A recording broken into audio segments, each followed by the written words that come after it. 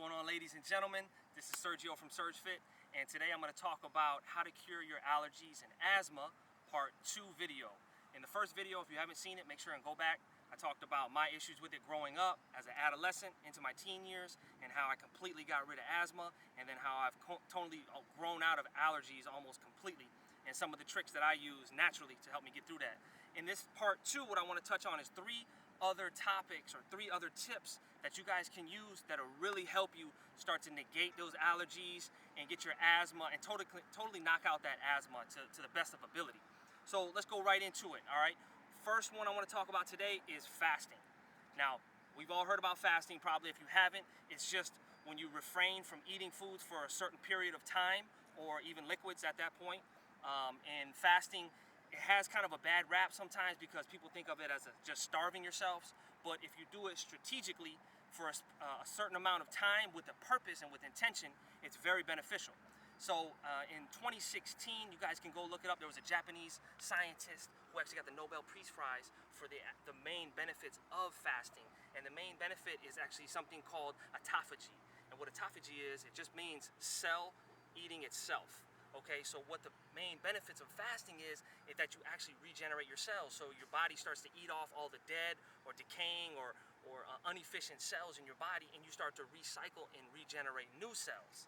So how does this help with allergies? Well, one, it's going to completely increase your body's metabolism. It's going to lower inflammation in your body. It's going to lower your glucose levels in your body, and it's also going to fight off all the negative cells and negative bacteria in your body and basically heat your body up and kill all that stuff off. So you're recycling or restarting a new body, a completely new immune system.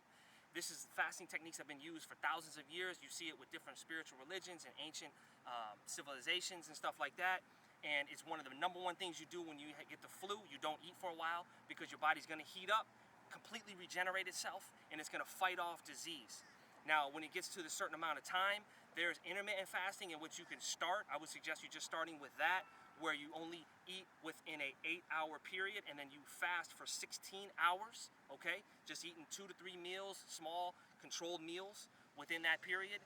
And then what you do is you would gradually get to a 24-hour fast, which I'm actually doing now. I've done it a handful of times, where you only would consume water, and sometimes I'll do just like a little black coffee, and do not eat for 24 complete hours.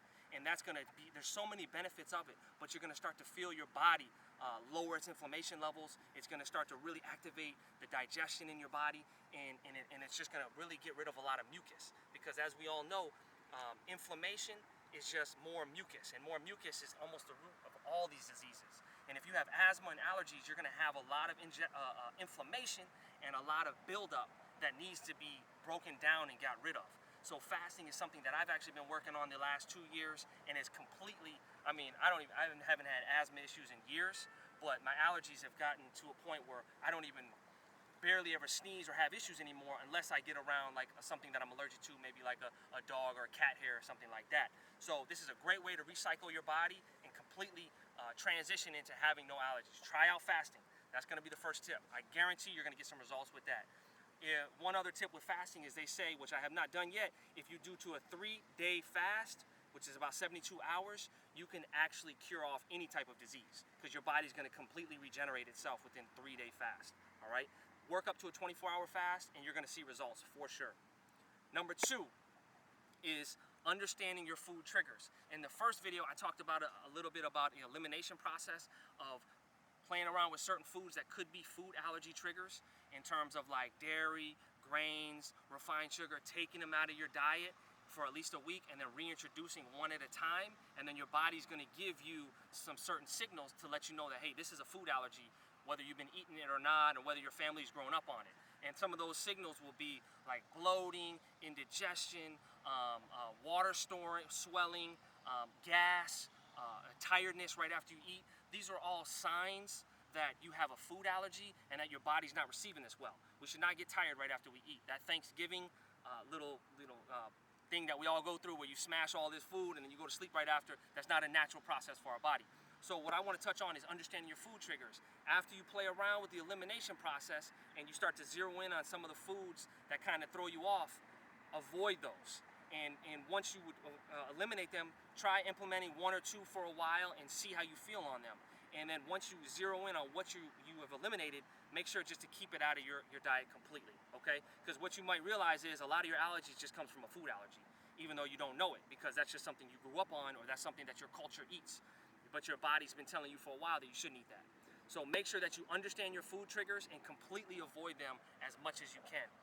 So that's gonna be number 2, all right? Practice on the elimination process, understand your food triggers, and keep them out of your diet as much as you can. And then number 3 is going to be talking about refined sugars.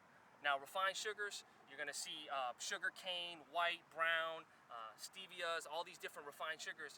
It takes the sugar from the actual sugar cane or whatever the source is and refines it to a highly concentrated sugar. This sugar has such negative effects on our body, we wouldn't even imagine, especially for asthma. Sugar plays a big role in inflammation in the body, okay? Because an excess amount of sugar, if it doesn't have fiber, like it is in the natural state, like if you eat a sugar cane, it has a lot of fiber, vegetable, cellulose type of fiber.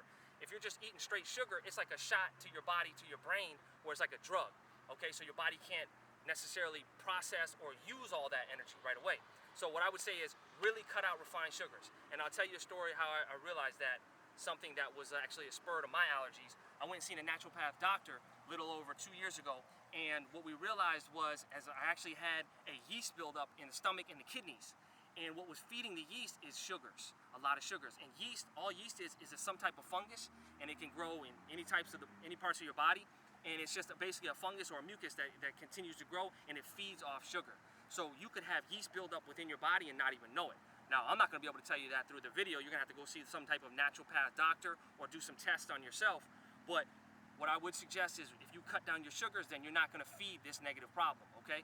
And plus, sugar is going to be a big-time problem to increase inflammation.